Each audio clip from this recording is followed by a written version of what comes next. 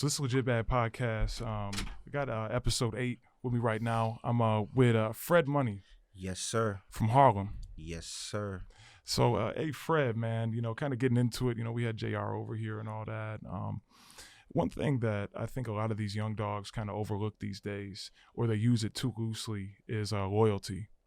And me doing a little bit of research on you, it just seems like loyalty is kind of what you're based on at the end of the day. And Definitely. you can really see that in all of JR's kind of his work for one, but also the interviews. And, it could be as simple as going up to the radio stations. You're always in the back and you're kind of the guy that makes things happen. Yes, sir. What has it been like, and that's your blood brother. Yeah, for sure. What's it been like kind of seeing everything unfold and you doing your thing as an MC as well? Because you got bars to yourself. Yeah, Let's not get it twisted. Fred got bars. Fred got shit in the chamber. Like, definitely. You know what I mean? Appreciate it. Nah, I mean, it's what you could think. I mean, I'm from Harlem. Dipset is legendary Harlem group. Right. And growing up, my brother signs to Dipset. So just imagine that childhood there, like me running the streets and everybody know my brother's with Dipset, my brother's with Cam. Yeah. I'd be on the corner, like it's just major. That's what you grow, and we grow up on loyalty when you from Harlem. Right? So How loyalty's has definitely big. Yeah. How has the networking been like with everything? I'm sure that you've made like JR was kind of telling me like all the contacts, like go holler at Fred and everything. Since he's reserved, it's like I do more talking than him, and I just chop it up with artists, and I mean besides the recording that he does, I just be locking in with them. So can you put me up on a little bit of game on the battle rap scene right now? Because I'm like I was saying I'm not really up on it, maybe as I should be. Who should I be looking out for right now? I mean, honestly, I used to be a fan of the battle rap scene. I was in, like, when he was locked up, sort of, but I wasn't, I'm not deep into it how I was before. But, like, when he was locked up, I was recording with Cassidy Heavy. Yeah, and Cassidy had a battle. Like they just paid him $250,000 for a battle, and then I was just with Cassidy every day. We just like figuring out. I was just sparring with him every day, getting ready with him for the battle, and that's when I was getting into the battle bag, like meeting all the battle rappers and everything like that. Got you. Got you. Sure, got sure. you. So you're pretty close with Cassidy? For sure, yeah. Yeah, I can tell. I just spoke to him earlier today. Yeah, shout out to Cass. Yeah, definitely, sure. man. What's it like over in Harlem right now? What's the politics going on? Where should I go if I pull up in? Not necessarily politics, but we're not taking it that far. What's a good place to eat over there in Harlem? Where should I pull up? Where should you pull a hurricane up? Man, y'all staying on this hurricane. I'm more of a vet guy myself. I mean, if you in the hurricane, if you in the hurricane, pull up the Dykeman. I mean, some good restaurants. You double park the new Tesla truck. I mean, definitely. They might let you take the 4-wheeler around the block. Cops won't fuck with you or nothing. I mean, shit lovely over there. For sure. That'd be cool. That'd be real cool. Yeah. Nah, but definitely Dykeman the place to go. Or if you, want some Harlem soul food, they got Sylvia's and Amy Roof's, those famous spots. And yeah, it's like sort of like Roscoe's Chicken and Waffles out here. Got you. I'm gonna be honest with y'all. I've never been to Harlem before. Never been to Harlem. Never been. And you had dreams. No reason. Yeah. No. He has a has a reason. He has a reason. He was dreaming about pulling up the Rucker. he seen Rucker in his dream. What's I wanted to ask you, Fred, because you are the definition, not necessarily, I wouldn't say the definition of like kind of you could say the definition behind the scenes. But what's it been like, hip hop and everything? What's your view on everything during the pandemic? I think it's giving people more opportunity. More, I mean, so besides the show, there's no show. It's a show performance shortage, but people working even more, people releasing more, and it's getting more digital, and people doing more videos, dropping, because people home more. They on their phone, right? On WorldStar, YouTube. I mean, yeah, definitely. Yeah, I gotta tell you about the drop end of June, EP. Like 6 tracks, yeah. Okay, for sure. We have a writer feature on there, or for like sure. Is there any? He's on everything I do. Yeah, well, got a bunch of shit. I mean, good. Got some production on there. Oh yeah, I gotta hope. Me and Dave East did a whole. I gotta tap into that. I for real gotta tap into that. I ain't never dropped it. I ain't never dropped it. I'm just saying, me and him got we got like 21 records. I probably. He did a whole album yeah. What? You know, that's my bro. So our chemistry is like we probably was in the studio the size of this, and I mean they throwing a beat and the chemistry so crazy we just knock out records like nonstop. Do you think that Dave East has taken off like he really has the potential to right now? Is he all the way off, or you think he's still got room to keep on really going up? No, he still got room, that's of course, what I thought but too. He's on a nice pace. Yeah, definitely. Yeah. Is that right? Nah, I don't think he's ready to retire, but he's on. Oh, okay. Okay. Yeah, I know the movie game is getting crazy for him. You know, he's doing a bunch of serious and a whole bunch of shit. So yeah. Did you have a relationship with Pop Smoke and the Woos? Nah. I never. I met the Woos and the Wave Gang. That was the Woo. That's Woos before the Woos. Yeah, it was the Wave Gang. Is that what it was? Yeah. They got that from Jewel. Yeah. Ah, that makes sense. Came from Jewel. Yeah. Okay. Yeah. Wow. For sure. Me and Brownsville with all the Wolves. Yeah. Shout out to the Wave Gang. They was telling me about the people that they was beefing with, the shows. That's what Hood stuff. For sure. Shout out to the Wave Gang. Rest in peace, Bango. I mean. Got you. For sure. Yeah, that was a like crazy movement, and you know, of course, R.I.P. Pop Smoke. It seemed like, you know, that movement was just like kind of gaining traction and whatnot. And Brownsville, from what I hear, is like a pretty like hard place. Yeah, for sure. It's tough over there. For sure. So definitely. What can we kind of expect from like the New York hip hop scene in general within the next 6 months? I mean, it's hard to tell right now, but as for what I see, I mean, New York is always gonna be about the pen, about lyrical people that's lyrical. That's how I grew up on. But right now, you know, you see the drill music pop. How you saying Pop Smoke? Pop Smoke birthed a whole bunch of other Pop Smokes, and those is taking off. They're not like just at a steady pace. There's a couple dudes I saw that sound just like him. I'm like, hold on a second. Yeah, like and they're taking off. I mean, they are. Yeah. One time I tried to say a dude sounds like him, and they corrected me and said, "Hey, that's his cousin." And I'm like, "Oh shit!" Yeah. I mean, so. But yeah, the drill music is definitely taking off in New York right now. They from Brooklyn, I mean, mostly. But who's got your ear right now? Sheesh. Right now, honestly, what I listen to a mix. I listen to people with the pen.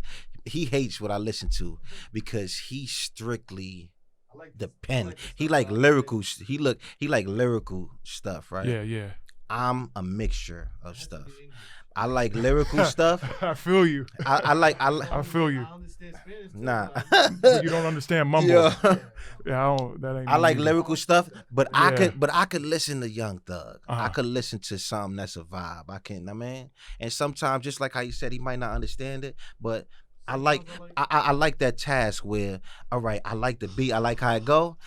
Let me at least find out what this nigga saying. Yo, yeah. I mean, shit. I feel you. Crack the code. Yeah. No, it's fire. He or she. Nah, it's fire. It's fire before you crack the code. And then you crack the code, you like, oh, this nigga said he actually saying something. Yeah. Don't lie, man. I put you on to Young Thug songs, and you like, oh, okay, I ain't gonna lie. Young Thug went off on this. It's like, come on. But he don't understand. I don't think he's tapped into the audio. He don't understand the words. Yo. See, he don't understand the words. Trust me, man. If you understand the words. I was gonna say this. If a person comes in this room and says, "Hey, I'm a rapper," right? Mm-hmm. And you say, "Yeah, word, you rap? Let me hear some." Yeah. And he starts doing that don't count, bro. It's not the same thing, bro. That's not. Yeah. Rap. That sound like you singing a little bit. Like, that's not. Yeah. Like, it sound like you reading. But if don't you know say how you to read. rap, So. like, bro. Oh let me hear man. you rap. Listen, man, I like music that's entertaining and it be rapping sometimes. Yeah. I get what he's saying. That sometimes it's just like gibberish. Yeah. But I listen to the ones that ain't just mostly it be a little bit of gibberish. I give him that. Okay. But I listen to what I listen to. I like to have a variety of stuff I listen to. Are you guys tapped into like the movements that are kind of going on in Detroit? Like any artists, like at all, like except for Royce. That's one of the legends rolling around.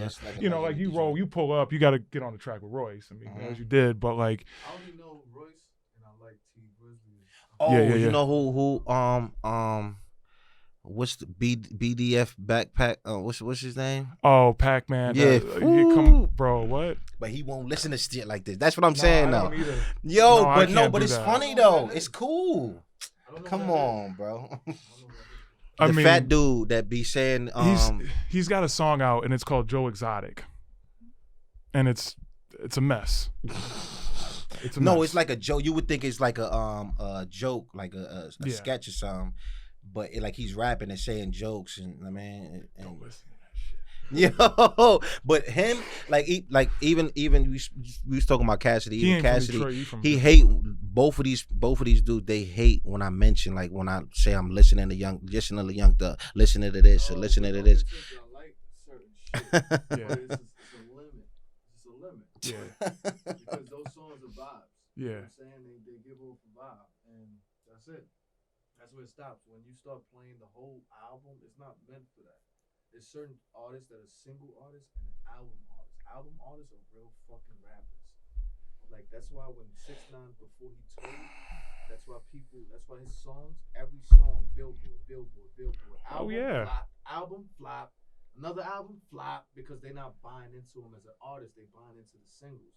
The album, he's not there. He can't put together a dope masterpiece.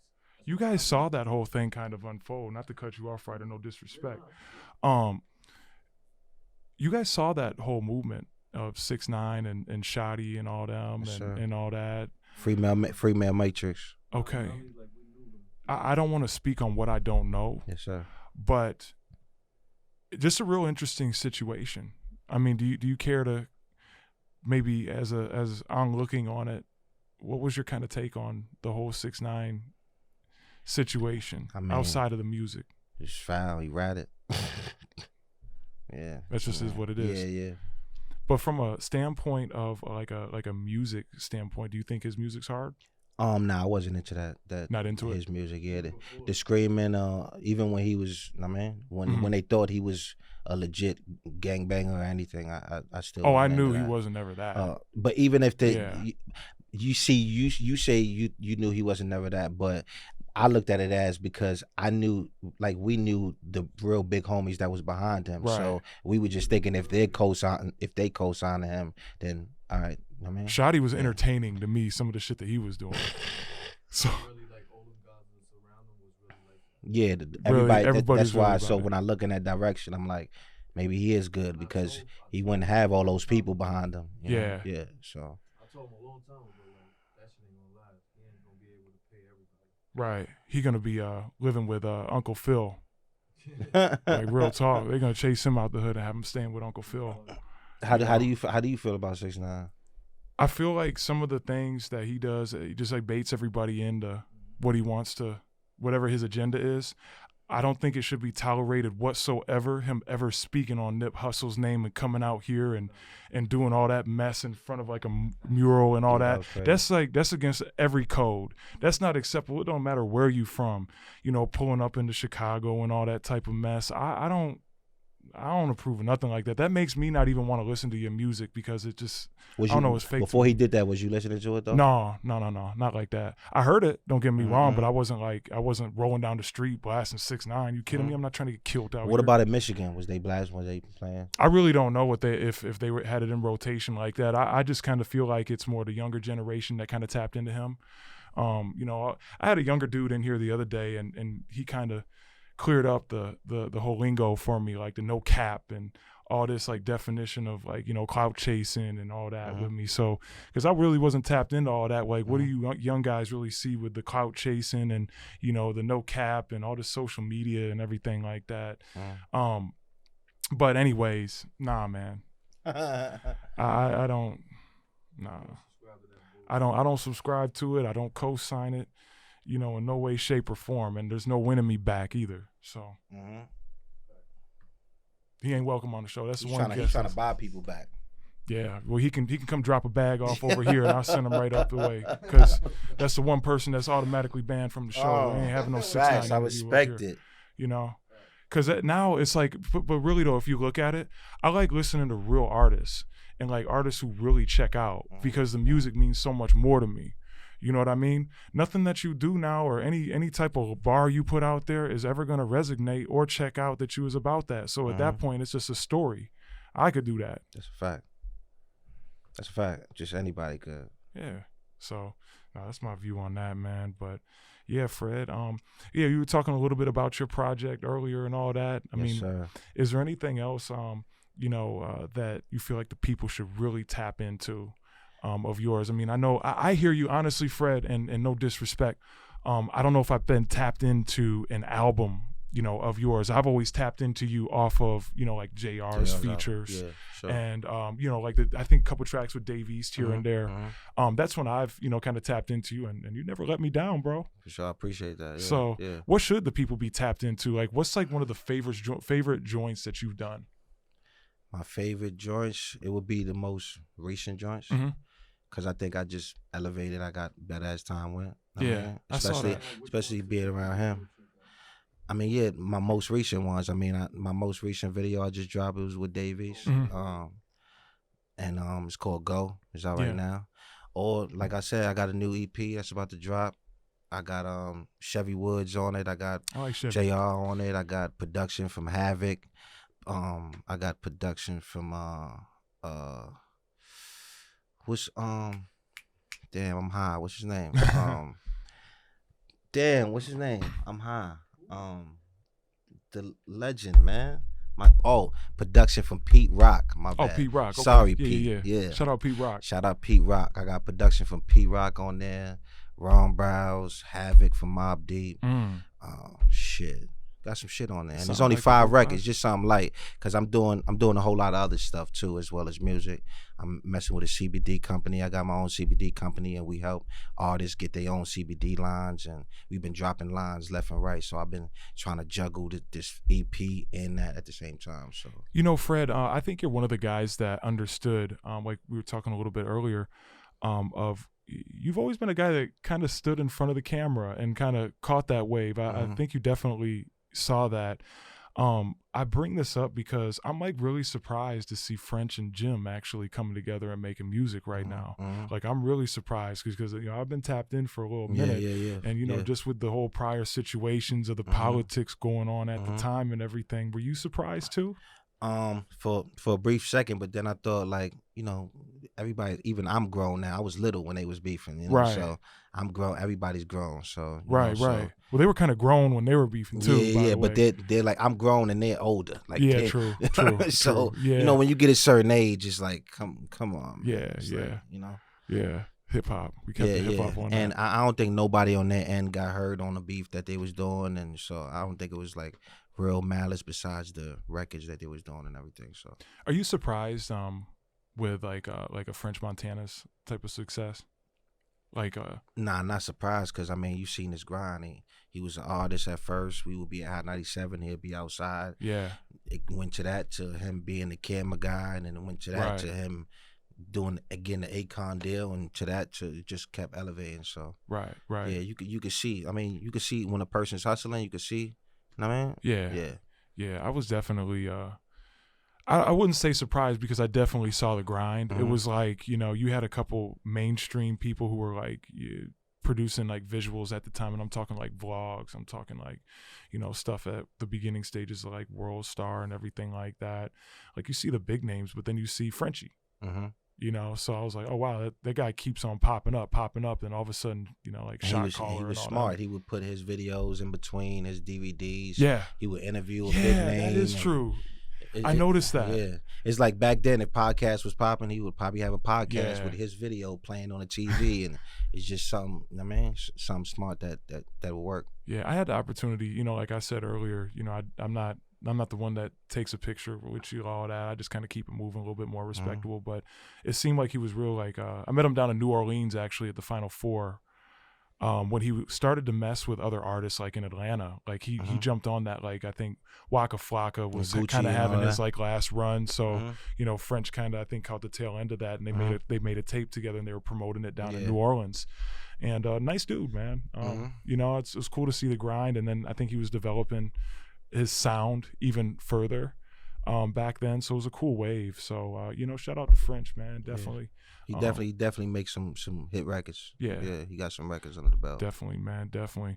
Well, hey, Fred, man, hey, I appreciate you, you know, coming through and kicking it with me, bringing JR here, too, for sure, you know, for sure. And reaching back out to me and everything like sir. that. It meant a lot, man. Yes, seriously. sir. You already know, man. I appreciate you too, bro. Definitely, for real. definitely.